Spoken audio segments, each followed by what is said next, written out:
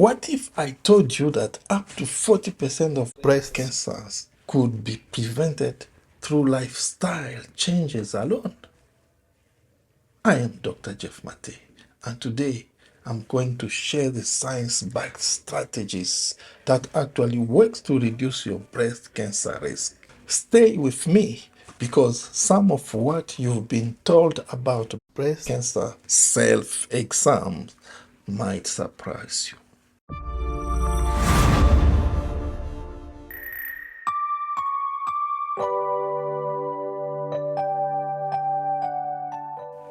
Welcome back to Your Health with Dr. Jeff Mathe channel. It is October month, the Breast Cancer Awareness Month, and while pink ribbons are everywhere, but I want to go beyond that and talk about prevention. Because here's the truth. Breast cancer is one of the most common cancers affecting women worldwide, but it is not inevitable. It is not. There are proven evidence-based steps that you can take right now to lower your risk. So let's dive into what actually works.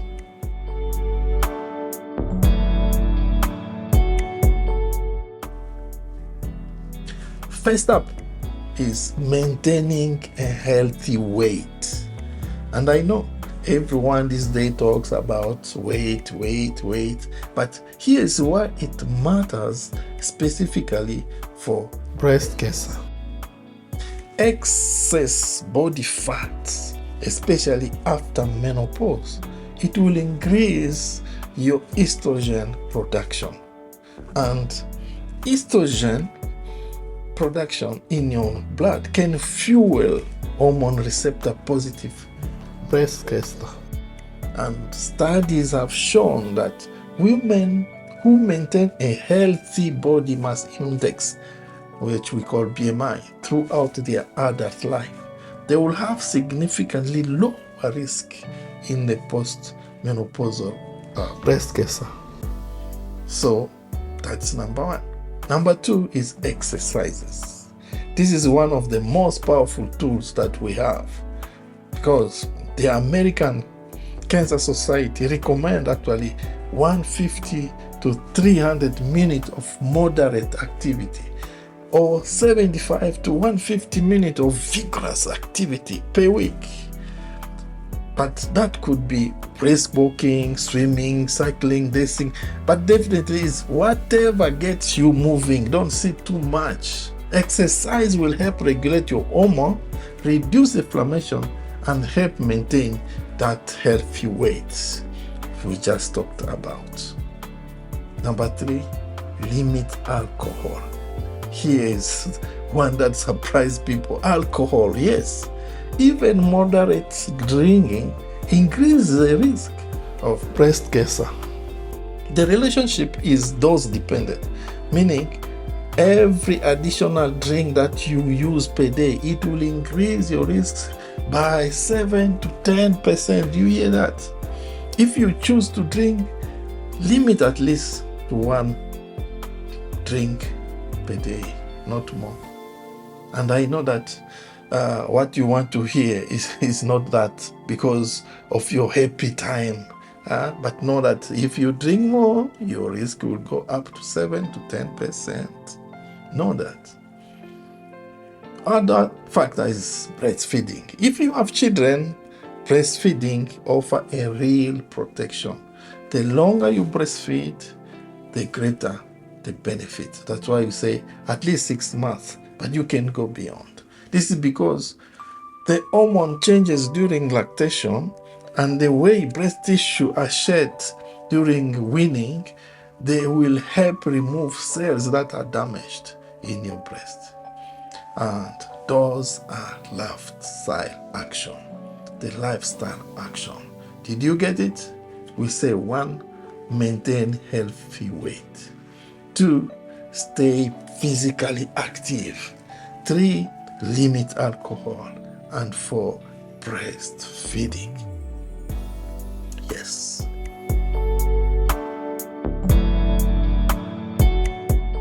But now, for women at higher risk, there are medication that can help. I'm talking here about what we call SERMs, or selective, they call them selective estrogen receptor modulators. And here we have the like of tamoxifen, you've heard about it. They can reduce the risk of estrogen receptor positive breast by 50% in those that are high risk. Only those better. There are also what we call aromatase inhibitors, and also they work better in those that have already passed the menopause. But here is the thing, these medications come with side effects. So you take them, you have side effects. That's why they are typically recommended only for those that are increased risk of breast cancer. So this is something that you need to discuss with your doctor if you want to take them.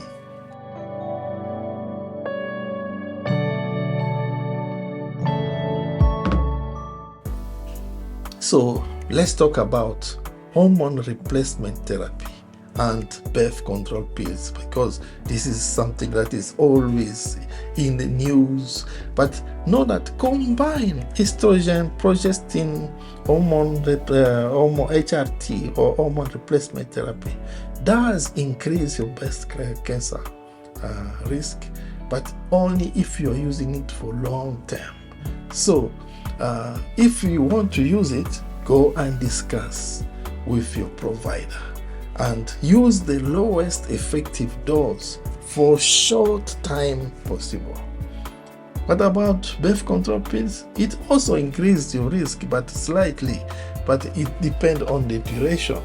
Again, you know that oral contraceptive pills have other health benefits, so this should be an individual decision to make with your doctor whether we'll use it or not. If they are there to heal some other disease, then you have to take it. Discuss with your doctor.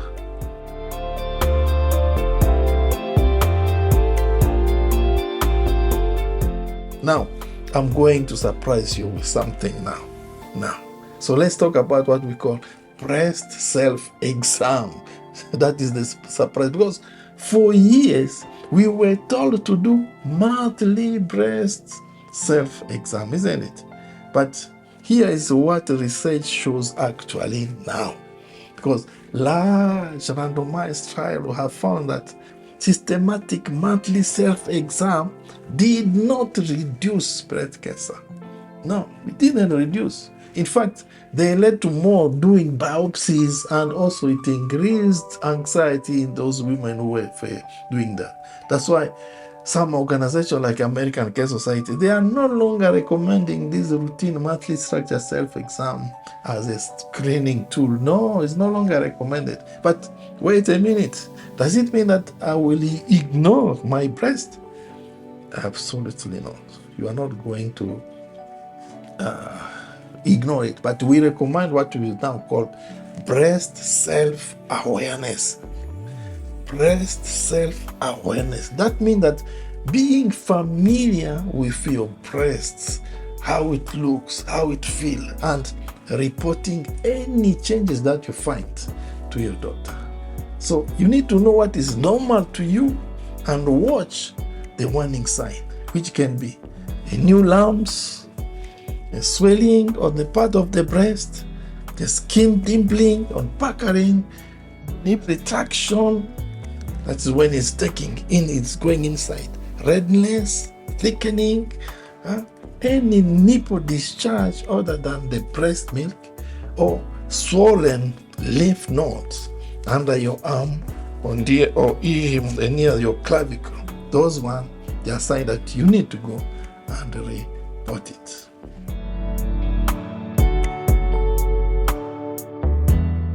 If you still want to do regular self-check, please, for your peace of mind, do it. But you need to do it right.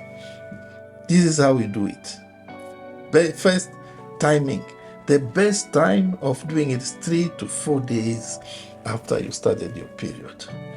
If you are postmenopausal, pick a same day. If it's the 1st of the month, if it's the 10th of the month, you pick the same day. So you start with visual inspection.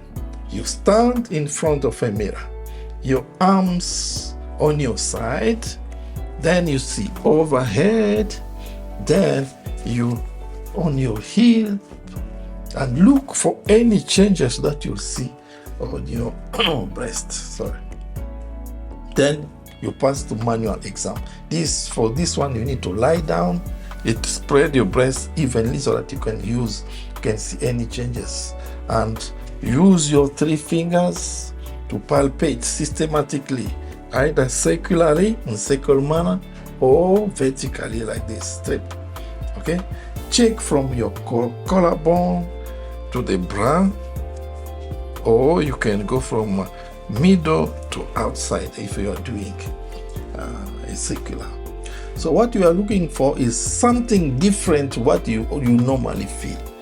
The lumps that are cancerous, they will tend to be hard, irregular in shape, and fixed. You cannot move them, and they are usually painless. No pain in those cancerous lumps. But remember, most lumps are not cancer. You need to know that.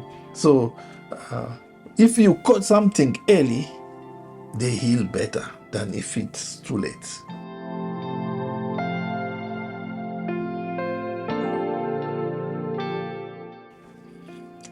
What about genetic and screening? Mammography remain our gold standard for early detection.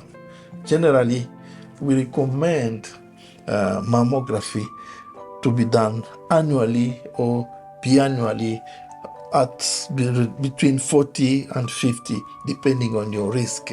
Those of high risk women will need to do early or frequent mammography.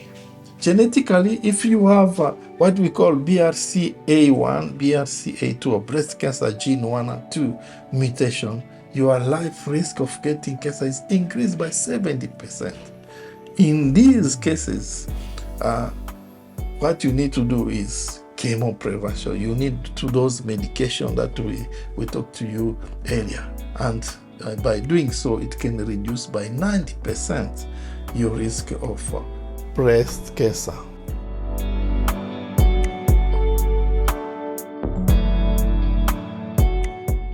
What about diet? Quick word on diet.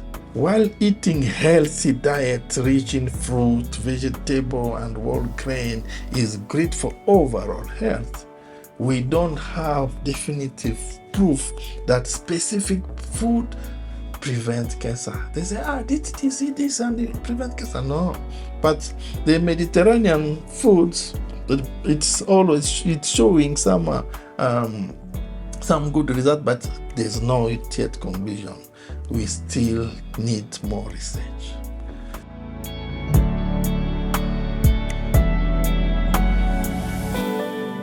Here is the bottom line. Breast cancer prevention isn't about one magic solution.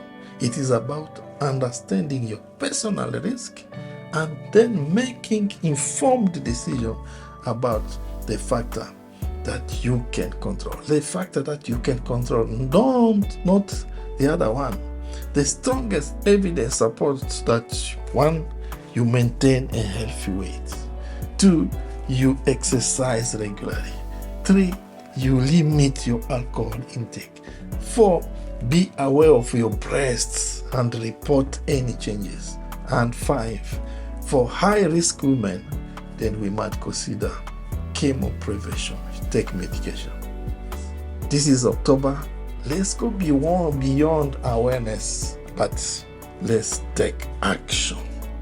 Let's take action.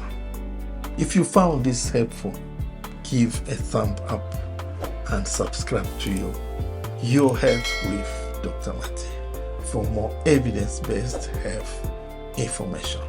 And drop a comment below. For example, I can ask you a question. What is one change that you are going to make today for your breast health? What is it? Write down. I read all the comments.